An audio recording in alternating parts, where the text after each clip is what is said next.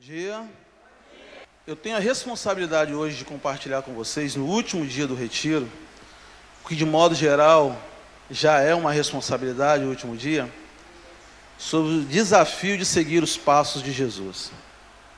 Eu confesso a vocês que tudo que a gente vem falando desde o sábado até a noite de ontem, de certa forma, resumiu tudo aquilo que significa seguir os passos de Jesus, né? A gente vai compartilhar, nós vamos refletir aqui em algumas coisas, que em algum momento vocês podem até pensar, poxa Vitor, mas o Júlio falou algo parecido ontem. O Eli ontem, eu ouvi já alguma coisa que o Vitor está falando, o Eli falou. Olha, o Juninho foi nessa batida. O Rogério, então, avançou muito nesse assunto que o Vitor está repetindo. E a irmã França, então, poxa, com aquele testemunho de vida, ela falou tudo. Bom, eu quero já te alertar que a palavra de Deus é isso, é repetição também. Porque é repetindo, né? É meditando, né? Assim como a gente tem a necessidade de todo dia alimentar, tomar um banho, aqueles que gostam, né? E coisas que parecem ser muito normais, né? Assim também é a palavra de Deus, irmãos. Ela sempre se renova. Mesmo que possa parecer ela repetida, eu estou com 50 anos e eu ainda não estou. Vocês vão falar, o Vitor está meio assim. Não, eu não estou, né? Eu estou muito consciente daquilo que o Senhor me deu para entregar à igreja nessa manhã, né? Conto com as orações de vocês. Esse é um combinado, as orações. O segundo combinado é que eu não vou ficar triste se ninguém levantar e ir beber uma água, porque eu sei que está muito quente, mas eu gostaria que você se levantasse e fosse beber sua água, porque você realmente está com sede, porque realmente é importante naquele momento você levantar e beber sua água, ou ir ao banheiro. Isso é muito importante, irmãos. A gente precisa administrar bem essas coisas, porque momentos como esse a gente às vezes perde, né? Você se levanta, você sai, às vezes por um cansaço, uma indisposição, uma noite mal dormida, e você acaba perdendo. Mas lute contra isso, né? Estabeleça, entre aspas, isso como um desafio nessa manhã para você. Volto a dizer, o último dia do retiro é um dia cercado de muita expectativa, né? Ele tem sua expectativa, ele tem sua particularidade, e isso é legal, isso é bacana também. Entretanto, você há de convir que nós tivemos desde o sábado até agora mensagens que foram muito profundas, mensagens que trouxeram ao nosso conhecimento verdades, né, que embora nós as tenhamos conhecido, em algum momento a gente perde o pique em meio a isso que eu vou falar aqui, são os passos de Jesus. Seguir os passos de Jesus. Nós iniciamos uma caminhada, quando nós levantamos a nossa mão, pode parecer, e aí começa-se uma grande jornada, uma grande peregrinação. E aí, em meio a essa jornada, muita coisa acontece, né?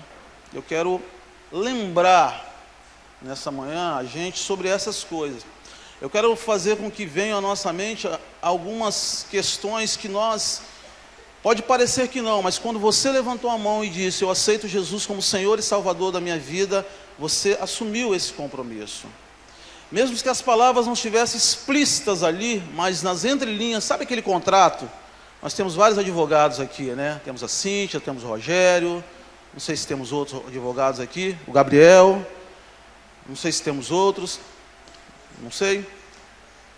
A Gabi, desculpa Gabi, podia esquecer de você. A Gabi, e temos outros irmãos que conhecem bem das leis, outros que trabalham com isso diariamente. E vocês sabem que as entrelinhas, muitas vezes, ditam muito mais as verdades desse contrato do que as linhas propriamente ditas.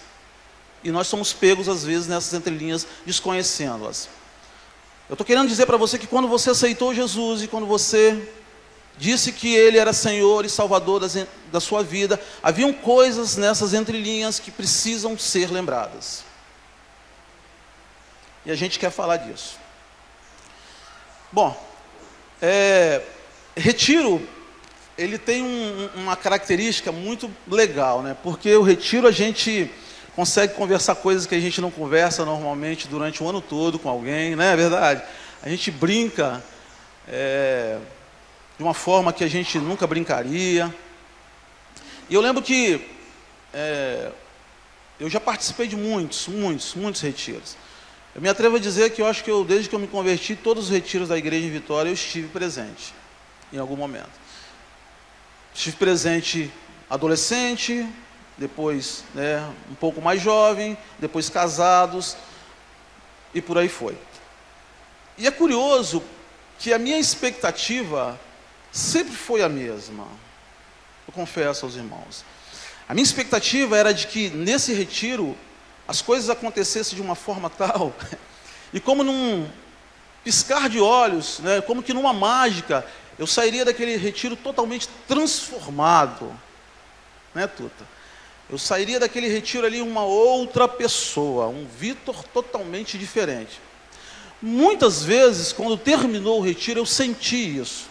Mas à medida que os dias foram passando, muitas coisas eu esqueci. Muitas coisas eu esqueci. E aí vinha-se outro retiro, e algo parecido acontecia no meu coração. O que eu estou querendo dizer com isso? Pode ser que nesse momento, nesse exato momento, você ainda não tenha, você ainda ache que algo novo não aconteceu no seu coração. Pode ser que no seu sentimento, você ainda nutra um sentimento ainda daquela pessoa que fala: poxa vida, eu ainda não entendi por que eu estou aqui. Eu não entendi por que Deus me fez eu deixar a casa de praia com meus familiares, deixar muitas vezes eu em casa estudando por uma prova muito importante que eu tinha que fazer, deixou-me simplesmente jogado em cima de uma cama assistindo N séries que eu desejava ver. Mas eu gostaria de enfatizar para você nessa manhã, que Deus te trouxe aqui, assim como me trouxe em vários retiros, porque Ele se preocupa muito com você. Ele é um Deus que cuida de você. Ele é um Deus que te ama. Ele é um Deus que quer o melhor para nós, mesmo que a gente não entenda que melhor é esse. Bom, vamos lá. Vocês estão vendo essa camisa aqui muito bonita, né? Eu até nem mostrei a minha esposa quando que eu trouxe, que eu ia usá-la, porque provavelmente ela ia falar o que o Júlio falou ali para mim: você vai morrer dentro dessa camisa aí de suor. Esse ventilador não está deixando não, ele está numa boa, até por enquanto está ficando fresquinho.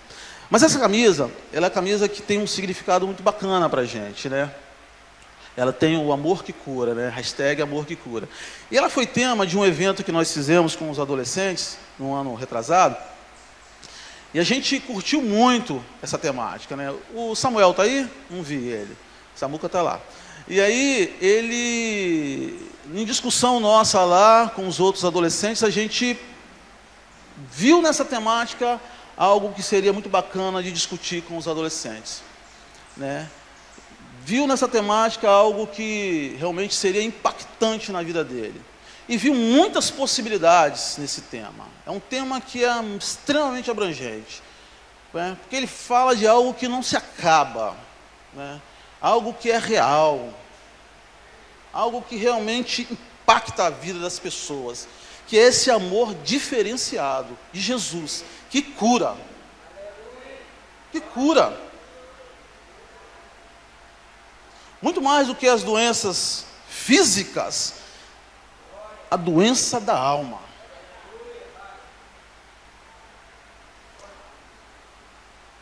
Eu tive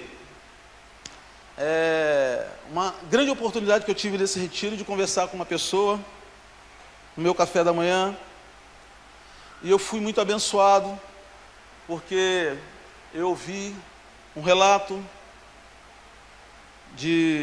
da vida dela que eu desconhecia, e eu nem pedi, mas eu pedi perdão, porque ela já estava caminhando com a gente há algum tempo, mas eu nunca tinha parado para me sentar e ouvi-la, né? Esse exercício de ouvir, ele é muito bom, porque você consegue extrair coisas assim fantásticas. E aí eu fiz isso com ela. E é interessante que, à medida que ela falava, eu fui tentando imaginar o que significavam aquelas palavras na vida dela. E quando ela entrou em um detalhe da vida dela, que foi um momento decisivo, algo que realmente gerou no coração dela uma dor tremenda, e uma dor assim quase que insuportável. Eu até falei, olha, eu não consigo nem me colocar nesse lugar, tamanha dor que eu imagino que você está sentindo. Ela falou, realmente. Mas uma coisa me marcou, quando ela falou, hoje eu estou bem. Porque esse amor de Jesus, ele é um amor que cura. Não há maior amor, irmãos, que o amor de Jesus para curar.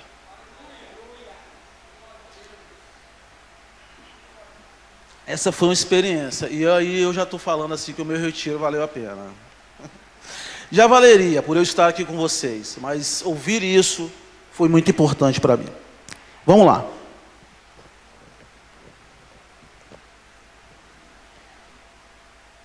Eu quero ler com vocês 1 Pedro, capítulo 13. 1 Pedro, capítulo 1, verso 13.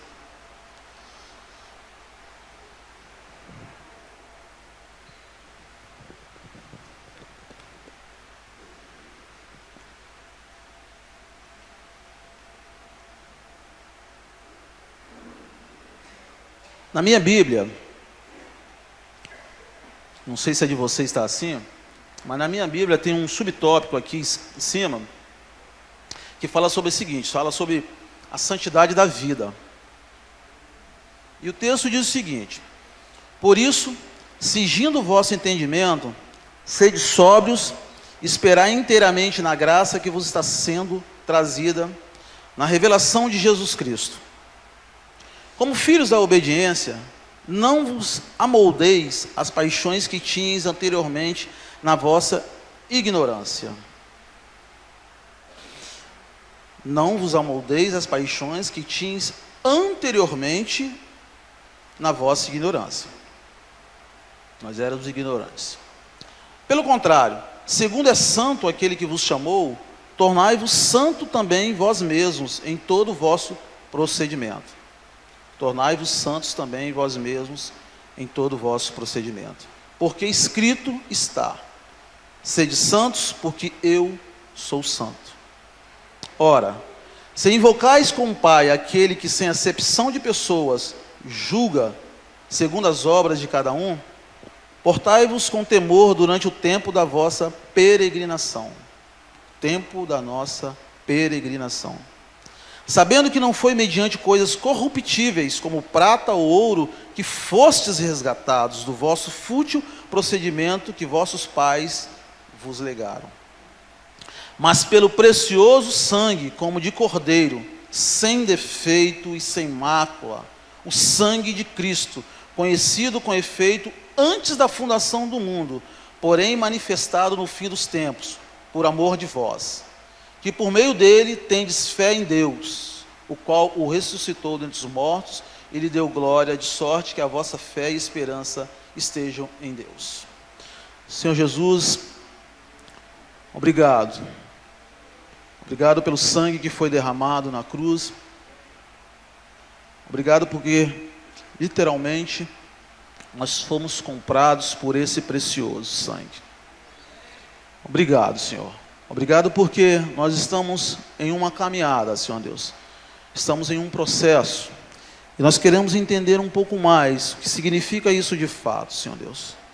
Nós queremos refletir, Pai querido, em coisas que embora nós tenhamos acordado há um tempo atrás, quando nós literalmente aceitamos o Senhor como Salvador das nossas vidas, frequentemente, Senhor Deus, nós precisamos ser lembrados que o Senhor é o nosso Deus, o Senhor é o Deus que cura, que o Senhor é o Deus que pode todas as coisas, em nome de Jesus. Amém. Bom, seguir os passos de Jesus. Eu falei inicialmente que a gente já tinha refletido em muitas coisas. Um aspecto da pregação de Jesus que sempre me chamou a atenção era quando ele estava envolvido com as multidões, né? É quando as pessoas estavam próximas a ele. Muita gente em volta de Jesus. E eu comecei pensando dessa forma, eu tentei caracterizar algumas pessoas que poderiam estar, algumas características que acompanhavam aquelas pessoas que estavam ali em meio àquela multidão. É bem provável que nós tivéssemos pessoas ali em meio que não entendiam o que estava acontecendo, mas por curiosidade continuavam seguindo a Jesus. Iam onde ele ia. Jesus subia o monte, eles iam atrás. Jesus ia até um doente, eles estavam ali olhando. Eles queriam saber o que era aquela coisa que estava acontecendo. Mas é bem provável que essas pessoas também não tivessem aquilo que nós poderíamos chamar um compromisso com o reino de Deus. Eles seguiam, eles tinham curiosidade em saber o que estava acontecendo, quem era aquele homem, quem eram aquelas pessoas que estavam próximas daquele homem, né? Que palavras eram aquelas, alguém tinha dito, eu queria saber, e eles se moviam, eles se misturavam em meio à multidão. Mas eles não tinham, literalmente, de fato, compromisso com o reino, né? Compromisso com a mensagem que estava sendo pregada. É bem provável que haviam pessoas que, no meio daquela multidão, entendiam a mensagem, entendiam que aquela mensagem trazia esperança, era algo diferente, eram palavras pontuais, eram palavras que traziam aquele que não tinha a consciência que ele podia ter, algo muito maior do que ouro e que prata, mas a consciência de pertencer ao reino, a consciência de vida eterna. Então ele conseguia, em meio àquela multidão, né, com que pessoas percebessem também isso. Então, eu comecei a pensar nesses tipos de pessoas e de que forma, talvez nós hoje, de alguma maneira, a gente esteja nesse meio, nessa multidão, e ainda pensando de uma maneira ou de outra. Além da multidão, alguns diálogos de Jesus, eu comecei a pensar, foram diálogos muito pontuais, foram diálogos muito interessantes, né? Foram diálogos daquelas pessoas que queriam estar perto do Mestre, mas não queriam que ninguém as visse.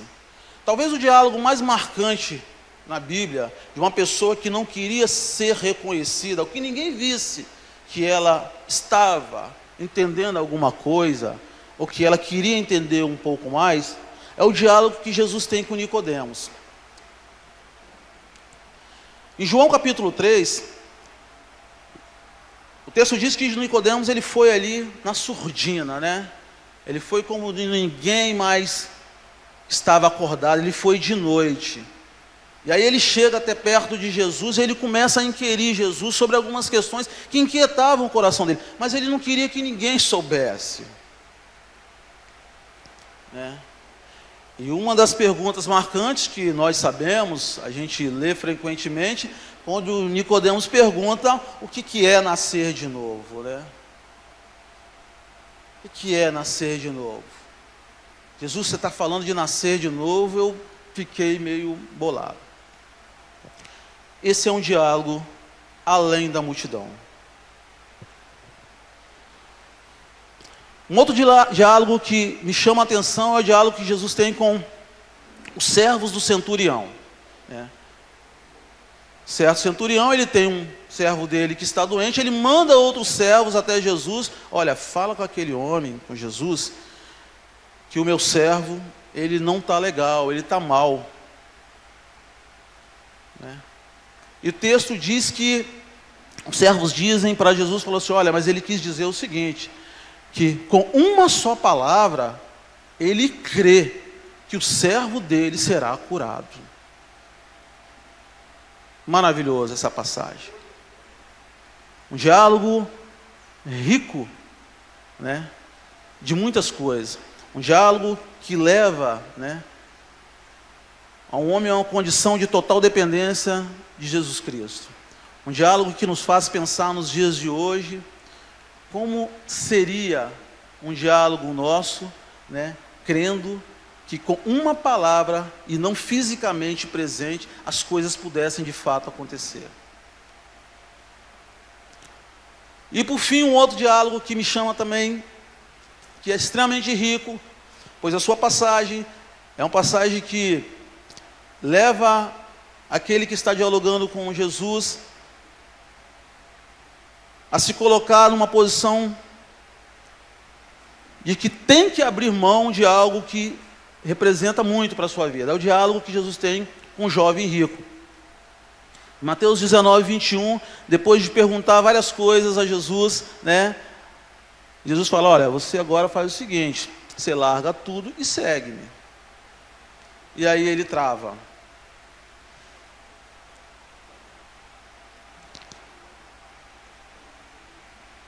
Tudo isso eu quis lembrar, tudo isso que eu quis compartilhar com vocês, esses diálogos, era para que nós tivéssemos noção que seguir os passos de Jesus passam por questões parecidas com essas, né? Nós crermos que Ele é poderoso para fazer infinitamente mais, né? Embora fisicamente, como a Bíblia diz, nós somos mais bem-aventurados, porque nós cremos naquilo que nós não vimos, mas nós cremos que Ele pode fazer.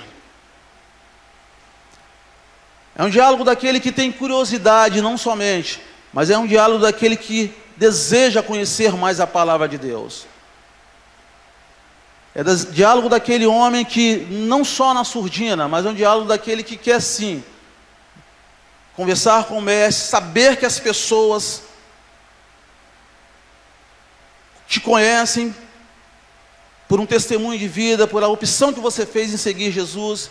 Você não precisa da noite, você não precisa se esconder.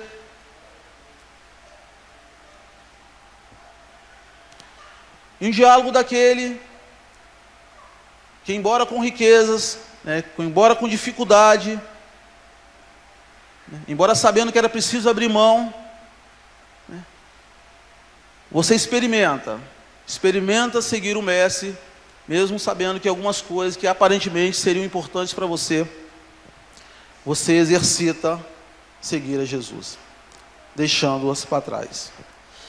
Vitor, tudo isso que você falou parece muito difícil de se fazer. Eu acredito que sejam, irmãos, mas não são impossíveis. Não são impossíveis. Eu aqui nesse retiro eu tive a oportunidade de conversar com alguns pais, né? E talvez agora eles vão saber por que eu conversei. Eu queria usá-los aqui como experimento dessa palavra, aqui no meu compartilhar. E eu conversei com eles e eu perguntava a eles assim: você lembra dos primeiros passos que os seus filhos deram? Alguns aqui vão lembrar que a gente conversou sobre isso. E alguns falaram, eu não lembro, né? Alguns falaram, eu não estava em casa, quem estava era a minha esposa. E aí eu literalmente não pensei nisso. E outros falavam assim, nossa, quando eu estava sentado assim, vendo televisão na sala com ele, de repente ele levantou o bumbum e começou a caminhar. Quando eu vi, ele estava dando os passos. Eu falei, andou, né? Você provavelmente deve estar tentando até lembrar aqui agora do seu filho, né? Quando ele deu os primeiros passos. E é interessante quando eu fiz essa pergunta aqui, que todos eles foram unânimes, né? Além de falar como foram os primeiros passos, o que eles fizeram quando os primeiros passos foram dados, né? Eles cercaram o bebê, né? Ele deu os primeiros passos e eles ficaram de lado para que ele não caísse, ou se caísse ele segurasse, ou que não batesse a cabecinha. eram passos inseguros, né? Eram passos dependentes. E depois, quando eles começam a andar um pouquinho mais, na verdade, eles começam a dar passos mais arriscados, né? Eles querem correr, né? Eles querem andar um pouco mais rápido. Ontem eu estava ali e eu vi um papai fazendo isso com o filho dele. Ele começou a andar passinho, o pai também andava devagarzinho. Aí ele começou a acelerar, o pai começou a acelerar. Daqui a pouco ele deu um pique. Aí o pai também foi atrás assim e cercou ele lá. O cuidado de um pai. Irmãos, quando nós iniciamos a nossa caminhada com o Senhor Jesus, nossos passos também são assim. Nossos passos muitas vezes são passos inseguros. São passos daqueles que ainda não conhecendo muito bem a decisão que tomou, você ainda fica meio titubeante em fazer. Eu lembro que quando eu me converti, eu tive várias experiências, nem tantas como a Francis compartilhou aqui, eu não me recordo, tive várias, mas não me recordo agora, mas algumas marcam, né, a sua vida, algumas coisas que você tem. E eu lembro que quando eu, estando no grupo familiar, o Rogério falou aqui, eu então no grupo familiar, eu tinha muita vontade de aprender, né, aquilo que estava sendo, e chegava a ser até meio assim, eu chegava a ser meio pegajoso em querer entender o que a Bíblia falava. Eu ficava assim, naquela vontade de querer tudo ao mesmo tempo. Percebe que uma criança ela faz isso? Ela quando levanta, né, parece que o mundo, ela nasceu ali, aquela hora, e aí ela quer correr, ela quer fazer tudo, e você fica ali cercando. E eu lembro que numa reunião de grupo familiar, a gente estava ali, sentado, e a Dolores, não sei se a Dolores está aí, Dolores foi uma fantástica irmã de encargo. Minha primeira irmã de encargo, fantástica, fantástica, fantástica. O encargo dela com as vidas era impressionante, é impressionante, né? É impressionante. Mas naquela época, então, eu, garotinho, né? Então fala meu filho, eu estava sarado, né? Correndo muito, estéreo. Jogando muita bola. O pessoal sabe aí. Mas aí, eu lembro que eu estava numa reunião de grupo familiar, e aí Dolores falou bem assim, vamos procurar, abram o livro tal. E eu com a minha Bíblia. Aí a Lene, né, Jacilene, hoje Lene, e ela ia rapidinho, ela procurava o livro. E eu ficava lá assim, caramba, onde é que esse livro? E eu achava. Aí depois achava, depois de muito tempo. Aí, papá, vamos ler livro tal. E eu queria ler livro tal. Eu ia lá. Aquilo gerou em mim uma revolta. Eu fiquei por conta. Eu falei, cara, eu tenho que aprender esses livros. Eu não vou passar mais vergonha no grupo familiar. E aí eu comecei. Tem uma musiquinha, que eu não me recordo agora também, que fala de todos os livros, né? E aí eu comecei, Luiz. Eu comecei a fazer, e aí as coisas começaram. Aqueles passos já não foram mais difíceis. Eu comecei a aprender, né? A fazer aquelas coisas, e por aí aconteceu. Bom, eram passos inseguros que eu estava dando. Na sequência, eu lembro que a gente, enquanto jovem, a gente andava muito, né? Era uma juventude que saía muito, a gente andava muito. A gente tinha muita vontade de estar juntos, né? Eu acho que até por questões financeiras, a gente não tinha muita coisa para fazer, a gente andava muito junto. Ninguém tinha carro, pegava era buzu, essas coisas desse tipo que hoje parece coisa de ficção científica, né? Andar de ônibus, não ter dinheiro, não ter celular, a gente não tinha isso. Mas eu lembro que uma vez eu saí uma dessas incursões aí, mundo afora, ali em Laranjeiras, mundo afora, era longe. E aí eu cheguei lá em Laranjeiras, eu fui na casa da Zete. Conhecem a Zete? Zete, Célio, aquela turma toda. E aí nós estávamos ali sentados. E conversando, aquela coisa gostosa, e de repente chegou um rapaz muito afoito e falou assim: Célio, eu preciso... Minha mãe não está legal. Minha mãe não está legal e eu preciso... eu quero que você vá lá orar por ela. Eu falei assim, aí Célio falou, não, vamos lá, vamos, aquele jeito dele, né? Vamos lá e tal, vamos lá. Aí, vamos lá, Vitor, ele me puxou pelo braço e eu quase que parecia, sabe um imã quando fica preso assim na casa? Um imã? Imagina, eu estava agarrado assim porque era orar por uma pessoa doente. Eu falei assim, gente, eu sou muito novo, como é que eu vou orar por uma pessoa doente? É muito arriscado isso. Não sei o que pode sair da minha boca. Mas aí eu tive uma desculpa muito boa, eu estava sem calça, eu estava de bermuda. E aí eu falei, não vou não, porque eu estou de bermuda, não posso ir lá de bermuda. Aí o Célio falou assim, não, toma uma bermuda, toma uma calça aqui, você bota essa calça. Aí eu falei, aí não tinha mais o problema da calça, da bermuda, estava resolvido. Só que era em José de Anchieta, lembra? José de Anchieta, lá na José de Anchieta, era lá de José de Anchieta. E eles iam de bicicleta. Eu falei, eu não tenho bicicleta. Pô, eu tinha umas desculpas boas, né, para não ir. Aí a Zete falou bem assim, não, tem outra bicicleta aqui, eu acho que era do Gordo. Pega a bicicleta do Gordo. Gordo é o irmão da Zete. Ele não é gordo não, ele é até muito magro, mas o apelido dele é Gordo, não sei por que até hoje. E aí foi o Gordo, ó. Eu não era gordo, era bicicleta.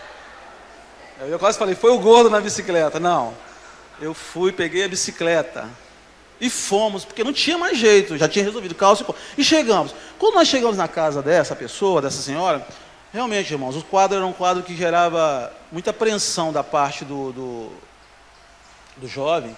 Hoje eu consigo ver melhor isso, porque a mãe dele estava deitada, enferma na cama, e ele falou um negócio que é interessante. Olha como é que os detalhes, né, eles são bacanas, você lê. Ele falou assim, olha, a minha mãe, ela não lavou, ela não passou, ela não fez comida, a pia está toda suja. Hoje eu consigo, por que ele não fez isso, né? Eu fiquei pensando comigo, né? Mas ele falou isso, a pia está toda cheia de prato, a cama está aqui, minha mãe está o dia todo deitada aqui. Ele estava agoniado com aquilo, né? Ó, um recado para vocês, filhos, parentes, viu? Se a sua mãe, de repente, estiver deitadinha ali, cansada, lava os pratos, né? Cuida da cama, coisa desse tipo. Ela não precisa estar doente, né?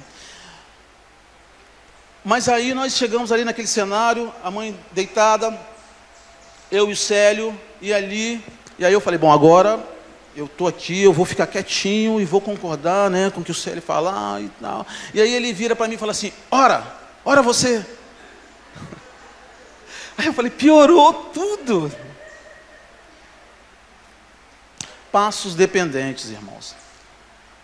A gente precisa entender que seguir os passos de Jesus, em algum momento, nós precisamos sim, de fato, né, de pessoas ao nosso lado, que vão dar insights, vão nos dar algumas orientações, que vão nos acompanhar para a vida toda. Eu quero dizer primeiro eu vou dizer para você, eu vou inverter a ordem. Eu vou dizer para você, ancião, que você também precisa rever muitas vezes os passos que você teve lá atrás, as experiências que foram tão importantes, dependentes. Você casado, você jovem, você também precisa. Nós precisamos disso. Essas experiências, elas não são só experiências, né? Elas são lembranças que no momento certo, quando elas nos vêm à mente, elas nos fazem olhar para frente e falar assim, vale a pena continuar nessa passada. Exercite-se em tê-las. Mas aí, eu parei na oração, e ora, Junque, ele falou, ora. Aí eu falei, e agora? Como é que eu vou orar? Como é que ora para alguém doente assim, Eli? Eu falei assim, e aí, irmãos, eu não me lembro das palavras, mas eu me lembro o contexto. Eu coloquei as mãos em cima dela, né? O Célio fez eu colocar as mãos em cima dela. Eu não sei se ele lembra, mas eu não esqueci. E aí eu orei, eu falei assim: Senhor, nem sei se eu falei Senhor, mas falei: Deus, eu quero que amanhã essa mulher levante da cama, lave os pratos, arrume a cama.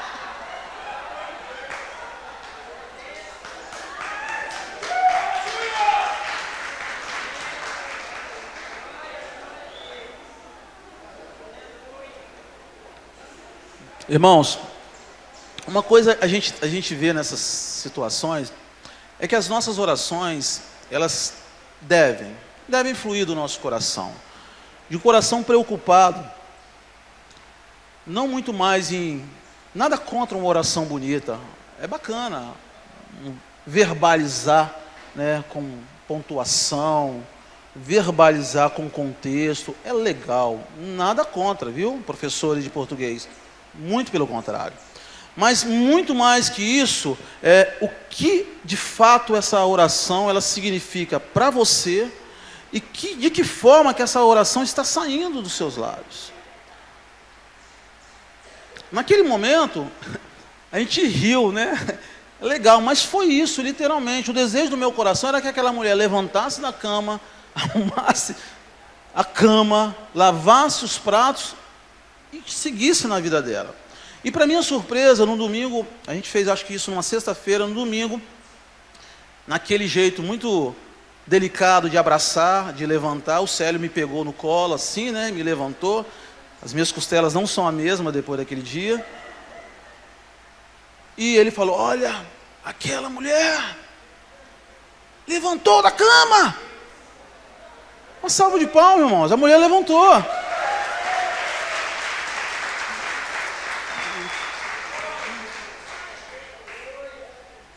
E isso, irmãos, são passos que a gente dá nessa caminhada com Jesus, que a gente poderia chamar de alguns passos, que também são passos arriscados, né? São passos arriscados, são passos onde a gente exercita a nossa fé, mesmo que em alguns momentos a gente se ache vacilante, né? Mas a palavra fala isso, porque se a palavra me fala isso, que eu posso todas as coisas naquele que me fortalece, a palavra fala que jovens, vocês são fortes e já venceram. É a palavra que está falando, não somos nós que estamos inventando ou reinventando a palavra. Ela diz que vocês são fortes.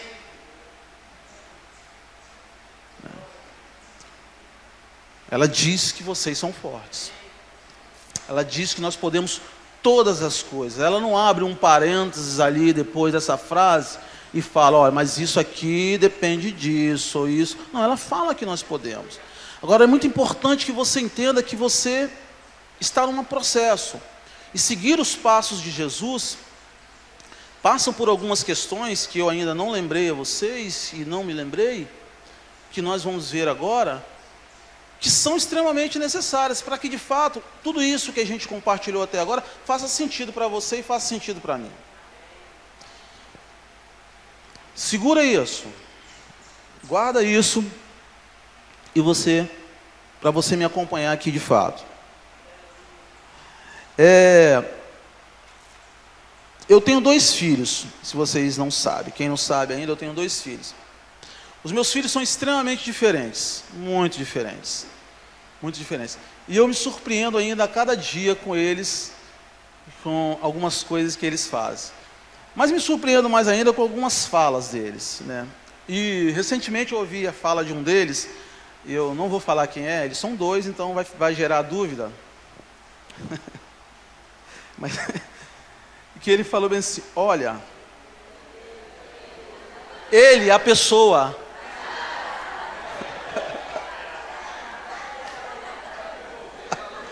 ô gente, português.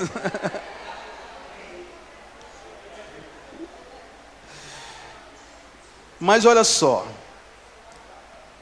eu estou me enrolando aqui, peraí, só um minutinho, tá? Bom, mas aí, ele, a pessoa, me falou bem assim: olha, você fala assim comigo, porque você sabe que você pode falar. você sabe que eu tenho estrutura, mas ele usou outra linguajar, né? Ele agora está com a mania de me chamar de pretinho. Pretinho, você fala isso comigo porque você sabe que eu seguro as ondas. Aí a gente foi conversando, eu deixei baixo, fomos embora. Mas o relacionamento com o Pai, ele é mais ou menos desse jeito mesmo. Jesus, ele lida com a gente de maneiras muito diferentes, né? E a gente é normalmente surpreendido, porque a gente às vezes não percebe que há uma outra intenção por trás daquilo que está acontecendo aparentemente à nossa vista. E aí nós não temos inicialmente um discernimento que Deus, ele quer algo mais, ele vai fazer algo mais. Vitor, o que você está falando? Eu estou querendo dizer para você que pode ser que nesse exato momento da sua vida, dessa passada que você esteja dando, está acontecendo algo que você ainda não está entendendo. Mas há algo mais. E Ele trata com você dessa forma, Ele fala com você dessa forma, porque você suporta, porque você pode todas as coisas, porque Ele te fortalece. Percebe? Os passos com Jesus, seguir os passos com Jesus, significa entender que em meio a essa peregrinação, essa caminhada, coisas desse tipo também vão acontecer e devem estar acontecendo. Nós vivemos muito dilemas, irmãos. Nós somos uma caixinha de surpresa, né? Nós somos uma caixinha de surpresa. A todo momento nós estamos nos surpreendendo com as possibilidades daquilo que nós fazemos. Mas é muito importante entender que Jesus, ele nos trata de forma diferente, porque ele nos vê diferente. O texto que nós lemos, e eu fiz um recorte nele, e uma parte ele fala o seguinte: portai-vos com temor durante o tempo da vossa peregrinação. Vou repetir: portai-vos com temor durante o tempo da vossa peregrinação. E aí eu quero trazer para a nossa reflexão 4 pontos que, como eu falei, eles estão nas entrelinhas, eles foram assumidos por nós quando nós aceitamos Jesus como Senhor e Salvador das nossas vidas, mas em algum momento nessa caminhada a gente se esquece que esse compromisso foi assumido. E o primeiro item que eu quero compartilhar com vocês dessa passada, seguir os passos de Jesus, é o seguinte: é preciso que você tenha, que eu tenha, que nós tenhamos, ter não somente o coração convertido, mas também uma mente renovada. Vou repetir: ter não somente o coração convertido, mas também uma mente renovada. É preciso decidir. A Bíblia diz que enganoso é o coração. O coração, ele te engana. O seu coração, ele te engana. É gerado em você muitos sentimentos, né? Sentimentos que muitas vezes são conflitantes com aquilo que você tem ouvido, com aquilo que você gostaria de viver. E esses sentimentos te trazem algumas consequências, alguns comportamentos, algum modo de viver que literalmente você não gostaria de estar vivenciando. Como é que isso pode ser diferente, irmãos? É quando eu consigo que a minha mente ela seja renovada, embora o meu coração ele tenha aquele sentimento. Recentemente eu li uma coisa que eu ainda não tinha me atentado.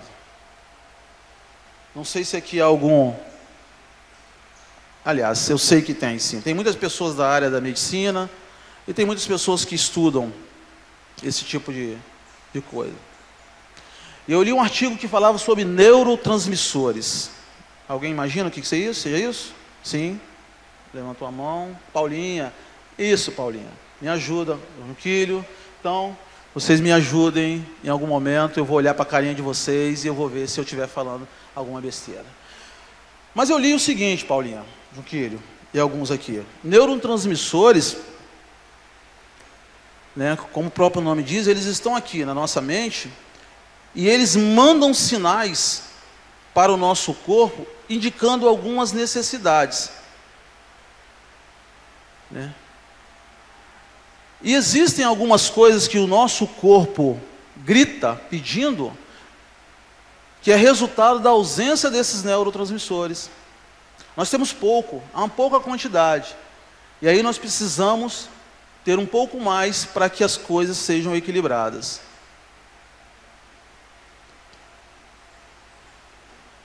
Quando eu li acerca disso, eu falei, espera aí, deixa eu tentar entender. Então, quer dizer que existem algumas coisas que acontecem no meu corpo, que são mensagens enviadas pelo meu cérebro, que fazem com que eu queira mais ou com que eu queira menos. E quando eu tentei, eu quis fazer um exercício trazendo isso para o mundo espiritual.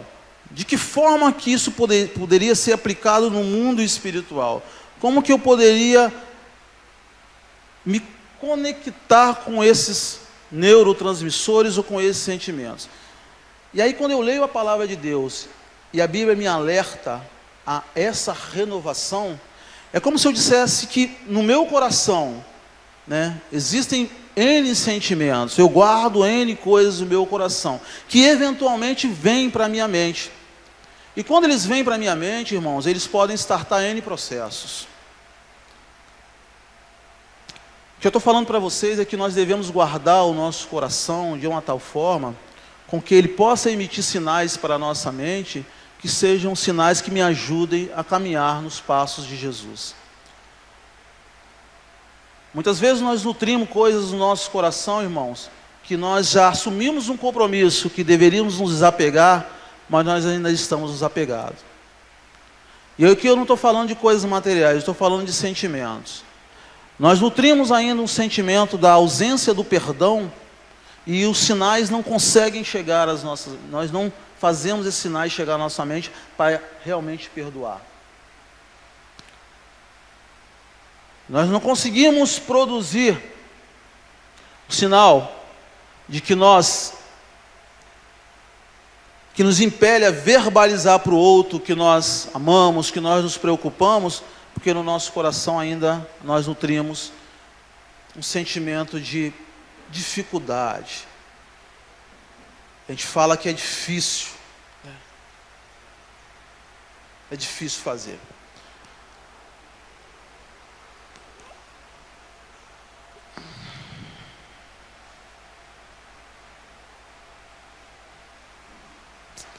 O diálogo de Jesus com o jovem rico, voltando um pouco, ele ia bem, né? Vocês depois podem ler o texto, ele ia bem, até o momento que Jesus falou para ele, olha, desapega, tem aquela propaganda, né? Desapega e vem, se joga. Eu quero falar isso para você, desapega, se joga nos braços de Jesus. Talvez hoje os passos que você tem dado, até hoje, eles tenham sido lentos, e os meus tenham sido lentos, porque literalmente eu não estou me jogando nos braços de Jesus.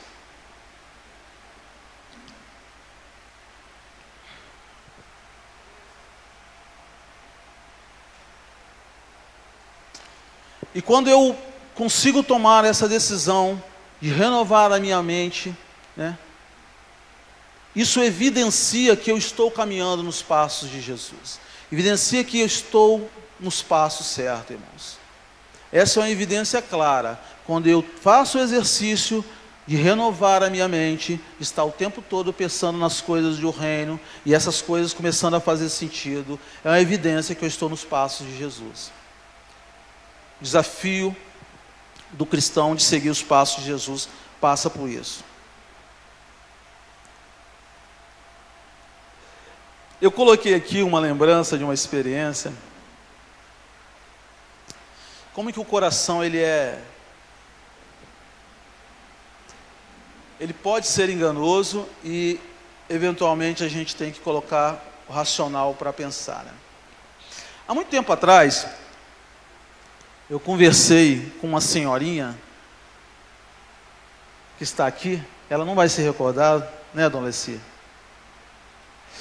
A gente tem muito hábito de conversar, não sei hoje, eu abro um parênteses aqui para vocês jovens, tem o hábito de conversar com os anciãos, com as pessoas de maior idade, troquem uma ideia, vocês vão se surpreender, vocês vão ver coisas muito bacanas, essa turma que está aqui, conversem com eles, né, os irmãos que estão espalhados, conversem, não percam a oportunidade, chamem eles para conversar. Quem está casado novo, quem ainda não casou, quem quer casar, gaste um tempo em conversar e aprender um pouco, é muito bacana. E eu lembro que uma conversa que nós tivemos, eu estava para me casar, né? Não, eu queria me casar, na verdade. E é engraçado que o irmão Valtir, ele tinha umas frases de efeito, né? Umas frases impactantes, que a gente não esquece até hoje, né? Ele falava aquela frase marcante que poderia ser tema até de um livro, Júlio, né? É preciso ter com quem para ter... É preciso ter com que para ter com quem, né? Ele falava isso. É preciso ter com que para ter com quem. Mas ele não falava com essa vozinha gostosa, mansinha que eu estou falando aqui, não. Vocês sabem do jeito que ele falava. Mas ele falava, é preciso ter com que para ter com quem. E aí, eu queria ter com quem, Molecia? Naquela época, só não lembro. Eu não tinha muito com que, não. E eu lembro que eu cheguei para ela, numa conversa, eu falei, tá, Molecia, olha, tem uma moça, né, que eu gosto, e tal, e aí a gente dá uma volta, né, para poder falar, aquela coisa toda. Eu acho que no fundo ela devia estar rindo de mim, assim, lá dentro, falando assim, meu Deus, ele está demorando a falar, e eu sei mais ou menos o que ele vai falar. Mas ela não falou isso não. Mas uma coisa que ela falou, eu guardei até hoje. O irmão Messi falou bem assim, Vitor, eu não sei se ela vai se recordar. Quando você chega perto dela, o seu coração bate? Eu falei, se bate. Claro, dona, se bater, bate, né?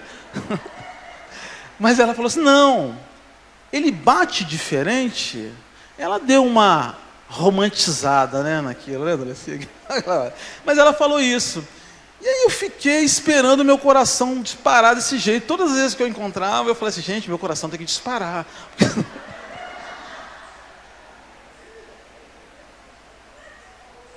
Enganoso é o coração. Muitas vezes nós precisamos racionalizar as coisas. Você está pensando em tomar alguma decisão? Pare, pense, coloque diante de Deus. Você está pensando em dizer não? Pare, pense, coloque diante de Deus. Você está pensando em dizer sim? Pare, pense, coloque diante de Deus. Meninas, não sei por que eu vou falar isso, mas senti vontade de falar. Meninas, falando para as moças, hein? Por favor, meninas, não há nada de que eu vou falar aqui que ele está falando para as mulheres. Não, não é isso. Eu não sou nem um pouco isso. Quem me conhece sabe. Mas vocês têm como eu diria, nós temos um cuidado com vocês que vai além do simples fato de vocês serem mulheres, moças. Mas um fato vai além porque nós queremos o melhor para vocês. A igreja quer o melhor para vocês. E quando nós falamos que nós queremos o melhor para vocês, passa por um sentido de que muitas vezes as nossas falas, ou a fala da igreja, ou a fala do pai, a fala da mãe, ela não é compreendida. Você pode falar, Vitor, por que você está falando especificamente das meninas? Eu estou falando especificamente das meninas porque eu tive vontade de falar agora. Eu tenho uma filha, né, de 21 anos que não está aqui. E eu fiz nesse retiro coisas que antes de ser pai eu não imaginava que eu faria, né? Esse bate e volta que eu fiz nesse retiro, indo lá, levando, buscando, e lá, cuidei de cachorro até lá, fui lá ver cachorro, cadela, quase botei o cachorro para dormir, porque coisas desse tipo. E muitas vezes, quando a fala, né, quando a gente verbaliza as coisas, né, no caso para meninas, normalmente, eu falo por uma experiência própria, né, elas tentam trazer para um contexto de igualdade, né, que você está falando desse jeito, porque eu sou menina e coisa desse tipo, mas não é. Literalmente não é. É porque há uma preocupação, há um carinho, há um desejo de que as coisas com vocês sejam muito diferentes do que a gente observa que estão acontecendo ao nosso redor. Eu tive agora a vinda do centro da cidade, passando pelo centro da cidade, e eu não vou falar nenhuma novidade para vocês. O cenário é um cenário desastroso, né? Eu passei pelo centro ali, você vai andando ali naquelas ruas, né? E você vai vendo aquela juventude, aquelas moças ali daquele jeito que vocês imaginam como estão. E aí a gente vai vindo uma tristeza no coração, mas ao mesmo tempo uma alegria, porque vocês estão aqui, né? Então eu gostaria de abrir um parênteses para vocês e dizer que eu estou muito feliz porque vocês optaram em estar aqui. Mesmo que inicialmente não tenha sido totalmente pela vontade de vocês, mas vocês vieram. Quer seja por obediência, quer seja porque vocês almejavam alguma coisa a mais, mas vieram.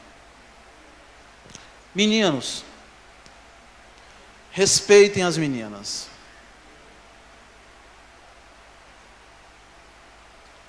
As meninas não são, embora estejam, elas não são propriedade de vocês. Respeitem as meninas. Aprendam a dar os passos certos nas horas certas. Respeitem. Entendam que elas podem não parecer, mas há um cantor famoso aí na música popular brasileira falava que elas são sexo frágil, mesmo que elas não queiram admitir, né? Mas eu não estou falando na essência da palavra. Mas a mulher, ela quer, no fundo, ela quer alguma coisa a mais. E talvez você não precisa ser igual ao outro, né, para ser aceito ou para ser o melhor. Respeitem as meninas. Bom,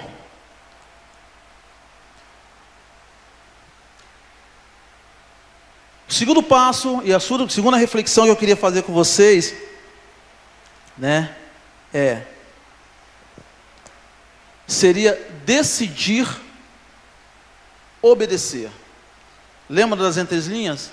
Quando nós fizemos aquela opção, quando nós falamos de Jesus, o Senhor é Senhor da minha vida, né? Os meus passos serão guiados pelo Senhor. Você decidiu obedecer. Eu estou te lembrando isso. Eu me lembrei dessas coisas. Nós tomamos uma decisão de obedecer. Percebe como isso é muito sério para mim e para a sua vida? Você decidiu obedecer. E aí eu me recordo de uma passagem que para mim ela é a expressão da obediência, é a expressão de um amor a Deus acima de todas as coisas, ela é a expressão de um total reconhecimento de que Deus era poderoso para mudar o cenário, que é aquela caminhada, né, de Isaac para o matadouro, né? Aquela caminhada ali para o matadouro, quantos pensamentos foram passando ali? Talvez tenha sido uma das caminhadas mais dolorosas a serem feitas. E de repente o cenário é mudado, as coisas acontecem e nenhum sacrifício é realizado. Seguir os passos de Jesus, irmãos, muitas vezes é decidir fazer algumas coisas que aparentemente podem não ser legais.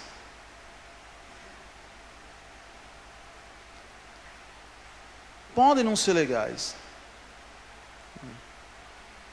A gente escuta muito uma frase hoje, né? No meio social e talvez até no meio da igreja, em alguns momentos, alguém dizer bem assim: eu tenho que me sentir bem, eu tenho que fazer, né, aquilo que eu simplesmente gosto. Eu tenho. A gente centraliza as nossas vontades dentro da gente, né? Como se nós fôssemos as pessoas, sabe, extremamente mais importantes. Nós deixamos, né, o operar de Deus de lado e falar: eu tenho.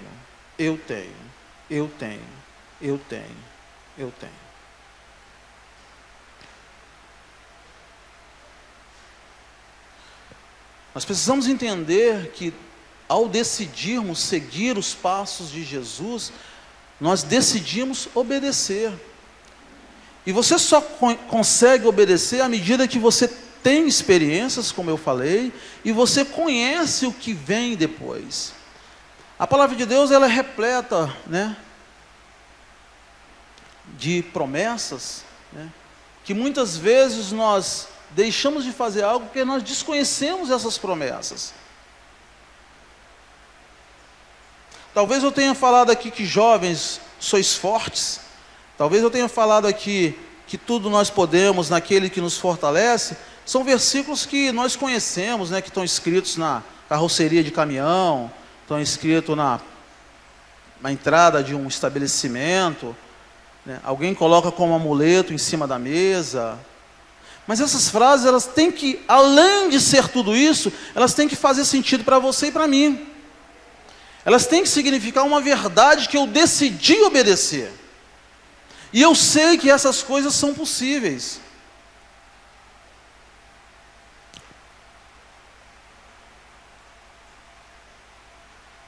E aí há uns domingos atrás, eu tive a oportunidade de compartilhar lá no auditório. E aí quando eu terminei, alguém falou para mim assim: pô, você podia ter falado isso. Acho que foi o Rogério. Acho que foi, não lembro. E aí eu vou lembrar, né? Eu acho que vocês têm que falar assim: Vitor fala tanto disso, mas eu vou falar. Não Valti falava que sempre tinha alguém que não ouvia, né? Eu sou discípulo, eu vou usar essa frase também. Eu gosto de falar isso. Bom, obedecer. Teve um dia que eu acho que eu devia ter 18 anos, 19 anos, acho que sim, acho que é essa a idade. E eu era um menino de 18 anos, cheio de problema. Brincadeira. Eu era um adolescente, um jovem, que imaginava que os meus problemas eram os maiores problemas do mundo. E aqui eu abro um parênteses para uma coisa. Literalmente, a gente quando tem um problema, né, e a gente mergulha de cabeça nele, consegue só olhar o problema, eles parecem ser os maiores problemas do mundo. E aí eu fui me aconselhar também, mais uma vez, com o ancião. A gente tinha muito disso e era legal. E eu fui procurar o irmão Valti. E eu cheguei lá na casa dele, e era muito arriscado procurar o irmão Valti. Porque normalmente você saía com tudo, menos com aquilo que você literalmente queria, né? Mas era muito bom, cara. Era muito bom porque hoje eu consigo ver que era um aprendizado. Eram passadas que eu estava dando em direção a uma coisa muito bacana que se aconteceria depois. E aí eu lembro que entrei na biblioteca, ele estava lá, na biblioteca dele, tal, eu entrei, não me lembro quem estava na casa lá. E eu entrei, sentei, ele falou para me sentar, e eu sentei, e ele lá na biblioteca, lá naqueles livros, tal. Ele, Vitor, aí eu falei, ô irmão Valtir, o que você quer, Vitor? Aí eu falei, ô irmão Valtir, eu vim conversar com o senhor um pouquinho, pode ser? Aí ele falou, não, pode ser, vai falando, e mexendo nos livros. Ele levantou e mexendo nos livros. Aí eu falei assim, meu Deus, aí eu já fiquei inibido, né? E ele ali. Aí eu falei assim, irmão Valtir, é o seguinte, eu estou com uns problemas. Que coragem, né? Eu não era corajoso. Talvez alguém falava assim, Vitor, era arriscado isso aí que você fez. Né? Mas aí eu falei, irmão Valtir, eu estou com um problema. E eu queria falar com o senhor. Aí ele falou assim, tá bom, Vitor, olha só, mas antes de você falar do problema, segura aqui. Aí ele me deu. Era uma conta de energia. Aí eu segurei a conta de energia. Aí ele falou, aí irmão Valtir, é o seguinte, eu fiquei dando volta porque eu queria falar, sabe Zezinho, mas eu não queria também me expor, né? Sabe quando você quer falar e não quer? Aí eu falei assim, escandalizar, né? Ele, irmão Valtir, escandalizado, né?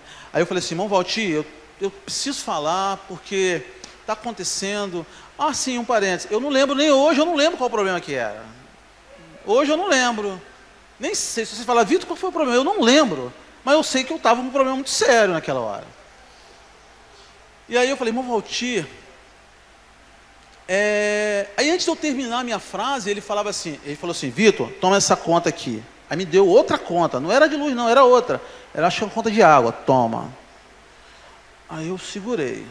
Aí ele falou assim, ele falou, Vitor, toma aqui, aí achando um carnezinho de PTU, alguma coisa assim, toma aqui. E me deu. Só sei que eu fiquei com algumas coisas assim na mão, aí eu falei assim, uai. Aí eu falei assim, aí ele falou assim, eu falei, irmão Valtir, ele falou, ó Vitor, é o seguinte, faz o seguinte, vai lá no Banestes e paga essas contas para mim. Quando você voltar, a gente continua a conversa.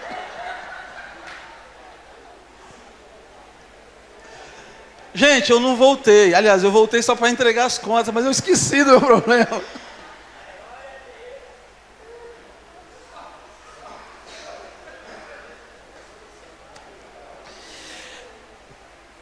Aí você está falando bem assim, Vitor, você está querendo me dizer o seguinte, que eu tenho que esquecer dos meus problemas, que eu não devo pensar neles, que eu tenho que pagar as contas para esquecer o problema.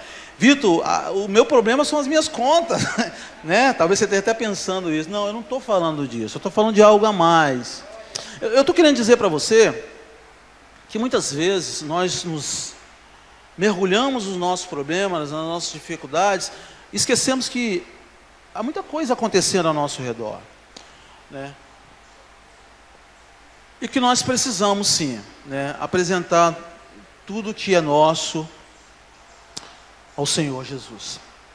Bom, eu tenho outra aqui para contar, uma experiência, mas acho que eu não vou contar não, estou ficando envergonhado, hein? Ó. Mas olha só, um outro passo importante nessa caminhada com Cristo, irmãos, e aí estão nas entrelinhas que eu falei com vocês, é decidir ser discípulo e discipulador. Nós temos que decidir se de fato nós queremos ser discípulos. Até porque você tomou essa decisão quando você aceitou Jesus como Senhor e Salvador da sua vida. Eu volto a falar. Você decidiu que você seria discípulo do Mestre. Subtende-se o seguinte, que sendo discípulo, você vai ouvir a voz do Mestre. E subtende-se que você também em algum momento vai ser discipulador. Deus vai colocar, se não já colocou, pessoas à sua volta e vai te usar de uma maneira que vai até surpreender você mesmo.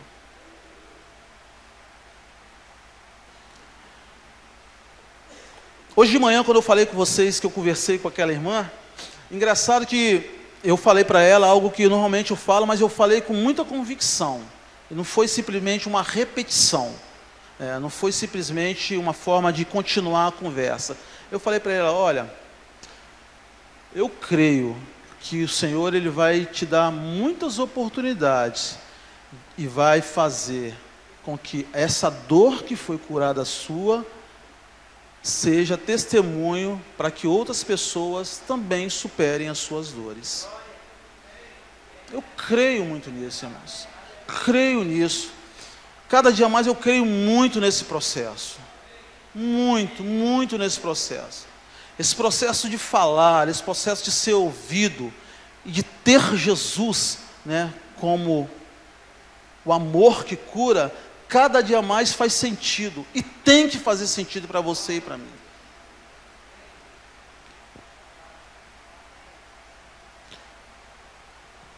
Decidir ser discípulo e discipulador. É o relacionamento com Cristo e com o outro. É nós desejarmos nos relacionarmos com Cristo, mas ansiarmos nos relacionar com o outro. É aquele desejo que eu tenho, que eu recebi, mas eu quero que outras pessoas também recebam aquilo que de bom eu recebi. Percebe? Esse passo com Jesus, ele é fantástico.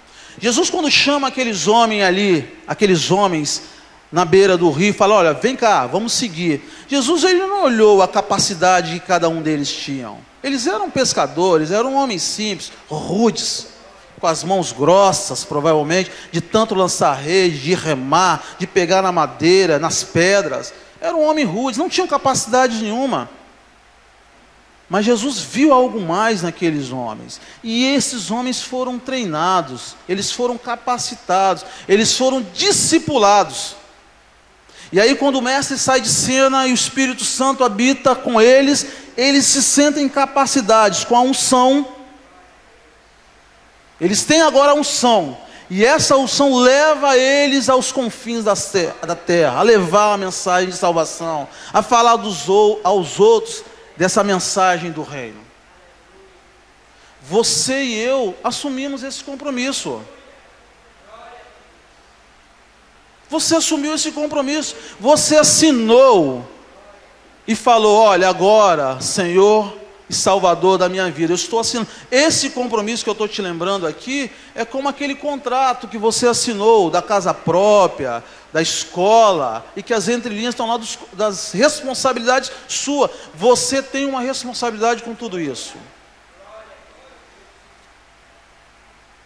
E aí eu escrevi, relacionar é muito mais do que estar juntos, é esforçar-se em conhecer. Relacionar é muito mais do que estar juntos, é esforçar-se em conhecer. Irmãos, esse momento aqui de retiro, esse momento aqui, gostoso, que a gente está vivendo, é fantástico. Ele é insubstituível, é maravilhoso. Vocês não têm noção de como isso aqui é bom. Aliás, vocês têm noção sim, me perdoem. Vocês sabem que isso aqui é muito bom. Como é gostoso estar aqui, Esse sentimento de igualdade, esse sentimento de pertencimento à igreja, esse sentimento de pertencimento ao corpo, isso é fantástico, isso é maravilhoso, mas não acaba aqui, não pode acabar aqui, não deve acabar aqui. E é isso aí, esse esforço é meu e é seu. Esse relacionamento, essa vontade de estar junto, de relacionar, ela tem que transcender esse momento. E aí cabe esforço, não há uma mágica sendo feita. Você tem que se relacionar, você tem que procurar querer de fato essas coisas. Porque, volto a dizer, você assumiu um compromisso. Eu assumi um compromisso. Vitor, está difícil, não está fácil. Não está fácil, mas não é impossível.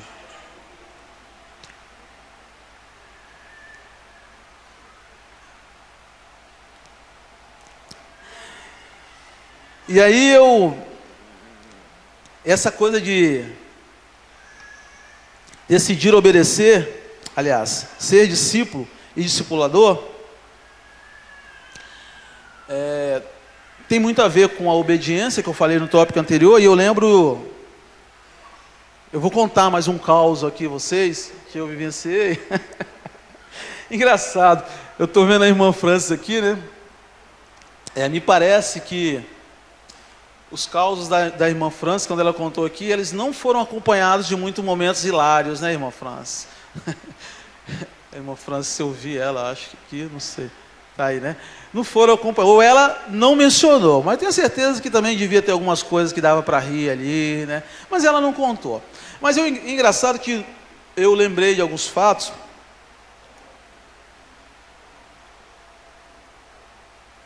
que foram hilários na época, esses que eu contei até vocês até aqui agora, mas que hoje eu consigo olhá-los de uma maneira diferente. Eu consigo ver que eram passos que estavam sendo dados, e era importante que algumas coisas acontecessem. E eu lembro, que vocês não sabem, eu já fui... Esses dias eu falei do Walt Júnior, das profissões de Walt Júnior, né? O Walt Júnior foi até criador de coelho. Aí eu lembrei, eu falei assim, cara, eu já fiz uma atividade que poucas pessoas aqui fizeram. Eu acho que ninguém. A turma da roça aí talvez já. Eu já fui furador de fossa. Estênio foi, ó. Eu já fui furador de fossa. Peraí, Vitor, o que é isso? Bom, e aí passa por obediência. O irmão Valtir, ele sempre foi uma pessoa muito dada a detalhes, né? Coisas assim. Então ele fazia as coisas com a gente. E uma vez, a gente estava se preparando para um retiro como esse aqui, por época de carnaval. E aí eu lembro que nós fomos à casa dele. Uma turma. Eu não sei como é que Luiz Cláudio entrou nessa. Até hoje eu não entendo. Não era o perfil dele, mas ele... não sei como, mas ele estava lá com a gente. E aí eu lembro que irmão Valtir, nós íamos fazer um retiro num lugar onde tinha poucos banheiros, né? Não era igual aqui, tá vendo como isso aqui? Tem banheiro, pode dar dor de barriga aqui em todo mundo agora aqui, que tem banheiro aqui. Pode, eu não estou profetizando não, mas pode dar. Se der aqui, todo mundo corre e vai ter um cantinho para poder sossegar lá. Né, Nilson? Mas nem sempre foi assim. E aí nós fomos fazer retiro no lugar onde não tinha banheiro suficiente, ou não tinha banheiro. E aí irmão Valtir, também formado em engenharia prática, ele esboçou um formato de um banheiro, que era uma fossa que tinha que fazer no lugar. E ele delegou alguns jovens, entre eles eu, para fazer essa fossa. Parece que eu consegui. E aí nós fomos fazer. E só que o seguinte, a fossa tinha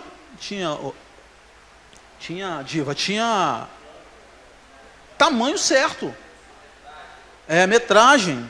Era tipo, vamos botar aqui 1,5 m por 1,5 m, um quadrado, né? E tinha uma profundidade. E essa profundidade eu não esqueço até hoje. Até hoje. Era 70 centímetros. Pouco, parece, né? 700 milímetros. Mas era isso. Ele falou, vocês façam com 70 centímetros. Beleza, vamos fazer. E aí nós fomos fazer. Chegamos lá no lugar e tal. Irmãos, pensem numa terra dura. Era mais dura do que isso que vocês estão pensando. Aquele negócio que tem ponta, picareta. Não, mas era uma picareta que a gente usou, não sei por que a picareta. Mas eu lembro da picareta, bem. A picareta batia e voltava. Aí eu falei assim, gente, nós não vamos conseguir. Não, vamos conseguir, a gente tem que obedecer, vamos lá, vamos fazer isso e tal.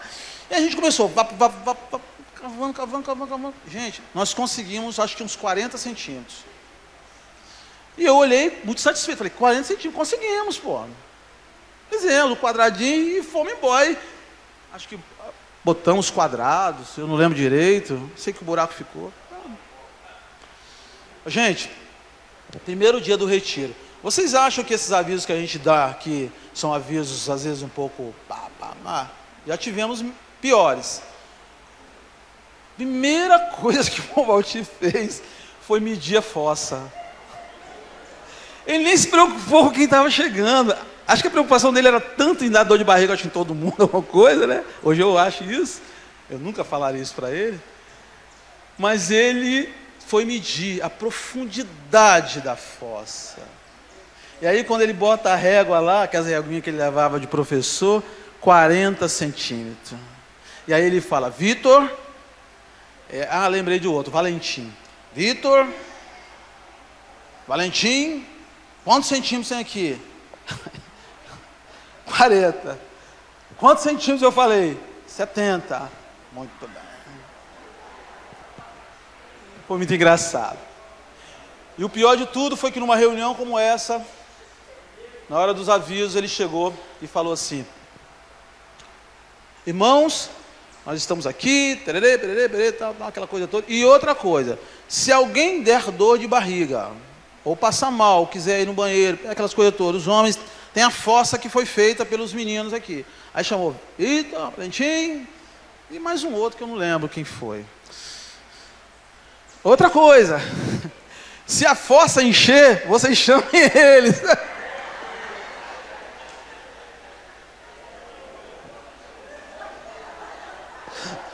É muito engraçado.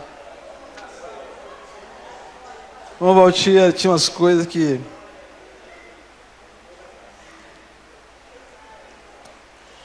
Irmãos, e o quarto e último ponto que eu queria refletir com vocês, estão nas entrelinhas, nós já assumimos esse compromisso, e eu só estou lembrando, e é bom enfatizar isso, é que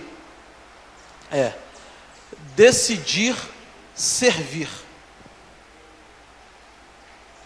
O serviço, ele nos traz um sentimento de pertencimento do corpo, do reino. Esse serviço, ele nos faz úteis, nos faz nos sentir úteis. E aí eu quero chamar a atenção para isso, porque, literalmente, eu não estou falando aqui de um servir em um ministério, simplesmente. Eu não estou falando aqui em servir como irmão de encargo. Eu não estou falando aqui em servir fazendo alguma coisa aqui no auditório, aqui nesse retiro ou no auditório. Mas também estou falando disso. É muito importante que nós, percebamos que nós podemos sim ser mais úteis no corpo. Nós não podemos simplesmente nos sentar num banco ou cruzarmos os nossos braços no ambiente de trabalho, na escola, onde quer que nós estejamos, e achar que as coisas vão acontecer por mágica. O Senhor quer usar a mim e quer usar você no servir.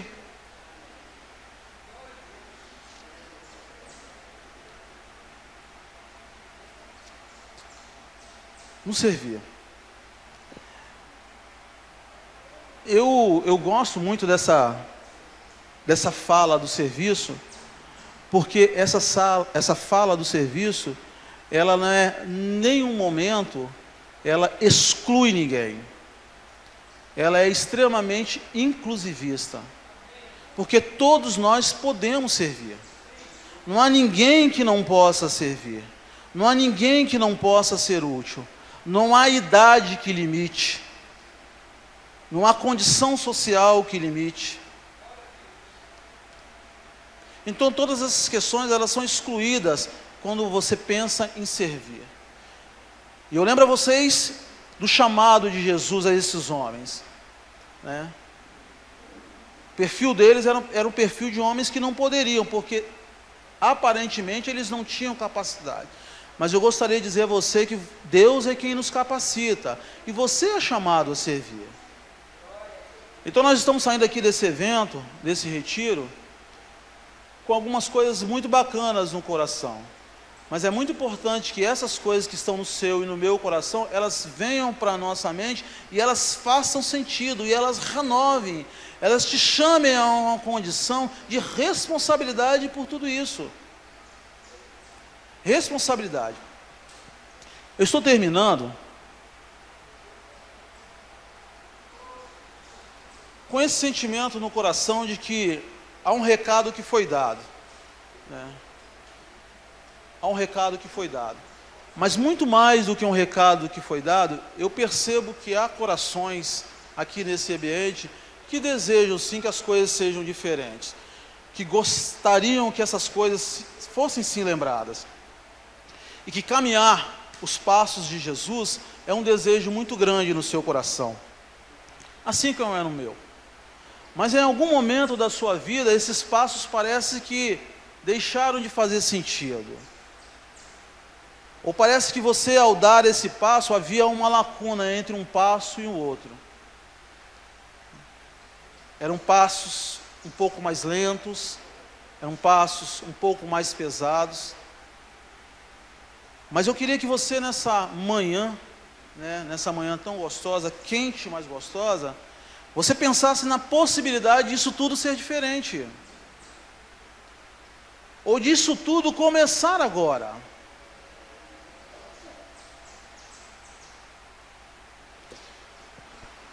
Eu fui há um tempo atrás a um lugar onde Marco das Três Fronteiras, Brasil, Paraguai, não, é isso? Brasil, Argentina e Paraguai. Brasil, Argentina e Paraguai. E aí quando eu me coloquei naquele lugar ali assim, quando eu estive ali naquele lugar, achei tão interessante a figura de três fronteiras, porque você está na divisa de 3 países, né? Você consegue olhar, você vê um país, você olha para cá, você vê outro, e você vê aqui, você está em outro país, literalmente. Eu falei, cara, que negócio fantástico. Existem situações em que a gente está em determinado local e a gente não consegue olhar, né? Parece que as coisas não estão muito claras para a gente. Mas eu queria que você pensasse um pouco mais nisso tudo que a gente falou. Eu sei que foram muitas coisas, foram muitas reflexões, mas alguma coisa ficou no seu coração.